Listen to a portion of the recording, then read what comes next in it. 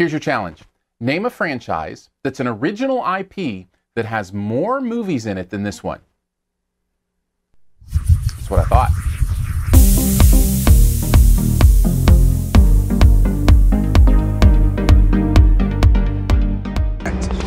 Phase 2. Phase 2? So you just gonna keep that to yourself? Just follow my lead, okay? Just drop it.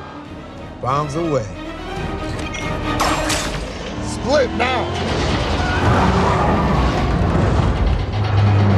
Holy Jesus!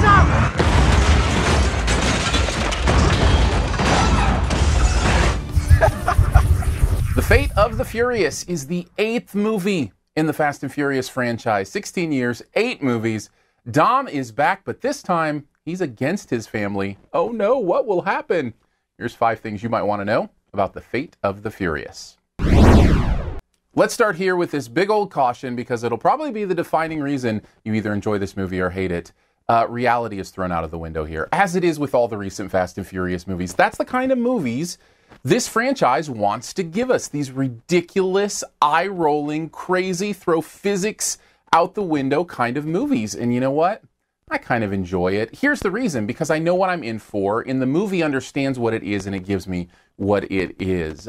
There's this insane euphoria that happens in some of these scenes with how ridiculous they are. It's like when somebody, continues to tell the same joke and it goes from funny to not funny, and then they do it so long it gets funny again. That's how I feel about the action in this movie. It's like, oh, that's cool. Come on, guys, that's ridiculous. And then they push it so far, I'm like, okay, that's kind of cool. And that just happens over and over again here. To me, these are superhero movies. It's like Avengers with cars. So let's get into some more specifics about this one. I actually think the acting in this one is up a notch. I thought some of these performances were pretty good. Now, Charlize Theron is here, and she's always great, although she's really not given a lot to do here, but I still bought the presence of her villain character. Kurt Russell is always wonderful. Every time he comes on screen, even though it's usually just to give me some exposition, I'm happy because he delivers those lines so well. And here's the crazy thing. Vin Diesel actually kind of uses his acting muscles in this one. There are some moments I'm like, look at you. You've got more than just the physical muscles. You can do the acting thing. I mean, it's not great, but it's better than some of the others, and I thought it was worth mentioning. But you know what the main reason I'm kind of willing to put up with the nonsense and generally enjoy these movies is? I think it has to do with the themes. I really buy into the family loyalty stuff. I mean, it's become a running gag by this point, 8 movies in, about family being the core. But it kind of means something. And there are moments during the movie where you feel it. There's a moment towards the end that I'm not going to spoil. In a very creative way, the brotherhood that is envisioned in this way, it was actually moving for me. And you know what? If that can happen during a movie where there's also ridiculous action things happening, I'm game. So yeah, I'm on board with this franchise. Really, since Fast 5, I feel like it found its groove, and I generally have a good time.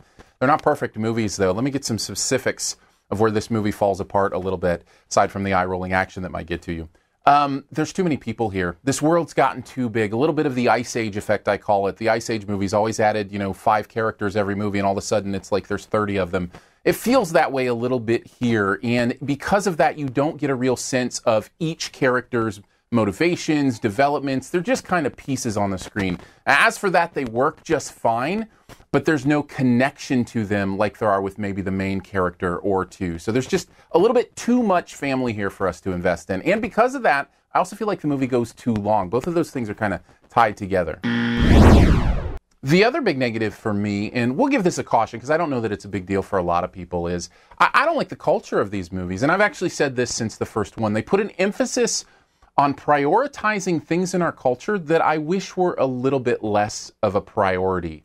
Whether it be the way they focus on the bodies of women, whether it be the way they emphasize driving fast and living life on the edge, or the importance of money. These are just things that I wish were emphasized a little less in our culture instead of more. Now, it's not that it offends me, it just puts the emphasis in the wrong place for me, so it turns me off a little bit in seeing those things. And if I'm being completely honest, it's hard for me to get over the irony of the way one of the movie's stars died and how that compares to what these movies honor. Now, I don't think he'd have a problem with them continuing. I'm just saying there's something there that I'd rather see the movie deal with in a more nuanced way, but I don't think the movie's capable of doing that overall.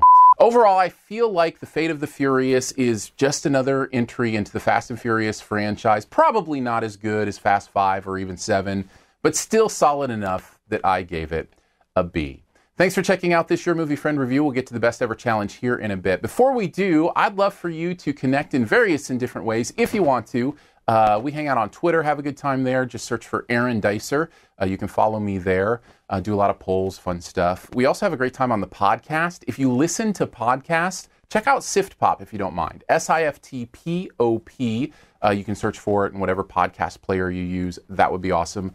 Feel free to comment, subscribe on YouTube, all that fine stuff. And thank you so much to those who have already supported the Your Movie Friend Patreon. It means the world to me. We'll have a video hangout here soon. Some other fun perks that come with that. If you want to check it out, it's patreon.com/yourmoviefriend. All right, on to the best ever challenge where you name the best movie ever in a particular category.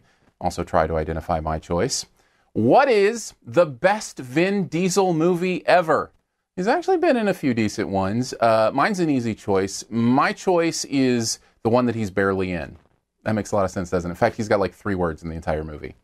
Take a guess at mine in the comments. Also leave your choice there as well. And as always, here's 5 extra seconds. To hit subscribe, just click the logo right down in this corner. Or the big circle of my face that will pop up here eventually.